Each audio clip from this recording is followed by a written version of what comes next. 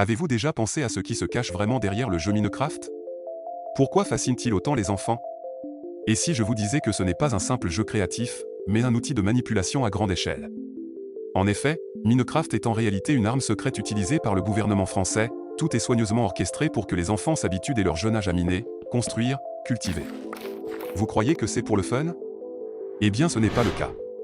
Une génération est formée à accepter des métiers manuels pour répondre à des besoins futurs où la main-d'œuvre sera essentielle. À votre avis, pourquoi les enfants préfèrent-ils passer des heures à creuser des blocs sur Minecraft? Parce qu'ils sont tout simplement programmés. Des experts sont souvent appelés pour parler des bienfaits du jeu dans des articles et reportages, mais ce ne sont que des marionnettes utilisées pour vous convaincre que ce jeu est inoffensif. Si vous ne me croyez pas, laissez-moi alors vous parler des éléments subliminaux cachés dans le jeu. Par exemple, n'avez-vous jamais remarqué que les couleurs dominantes des blocs utilisés dans les mondes proposés par les créateurs du jeu sont bleu, blanc et rouge? Comme par hasard? Mais attendez de voir cela. Un autre élément troublant a été relevé, des messages ont été découverts en ralentissant les sons mystérieux des cavernes. Des mots tels que « travail » ou « esclave » ressortiraient. Si vous pensiez que ces sons étaient là pour l'ambiance. Eh bien ce n'est pas le cas, ils agissent comme une sorte de sorcellerie. S'il vous faut encore des preuves, en voici une qui va vous choquer.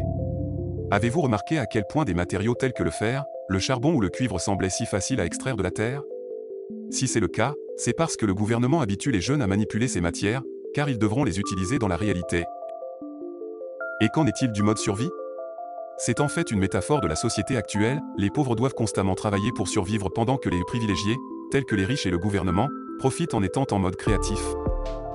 Si cela ne vous suffit pas, parlons un peu d'Herobrine, ce personnage aux yeux blancs qui terrifie tous les joueurs. Ce n'est pas qu'une légende, il symbolise en réalité le gouvernement qui espionne les joueurs en silence. Beaucoup disent qu'il apparaît lorsqu'il s'éloigne des tâches productives. Coïncidence? Certainement pas. Encore plus étrange, vous êtes-vous demandé pourquoi le Nether, cette dimension souterraine et hostile, ressemble-t-elle tant à un enfer? C'est tout simplement une allégorie d'un avenir difficile pour ces enfants, mais attendez, cela devient encore plus sombre. À votre avis, pourquoi les villageois n'ont-ils pas de bouche? C'est parce qu'ils incarnent en fait les travailleurs du gouvernement qui sont contraints à obéir sans pouvoir protester. Enfin parlons du rythme accéléré des journées. Pourquoi selon vous les journées passent-elles si vite sur le jeu? C'est parce qu'ils veulent habituer les enfants à ressentir une pression constante pour qu'ils soient toujours productifs. Ces éléments sont tous sauf des coïncidences.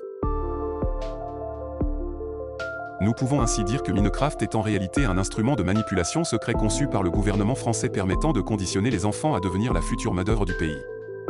Il est temps d'ouvrir les yeux avant qu'il ne soit trop tard. Alors parlez-en.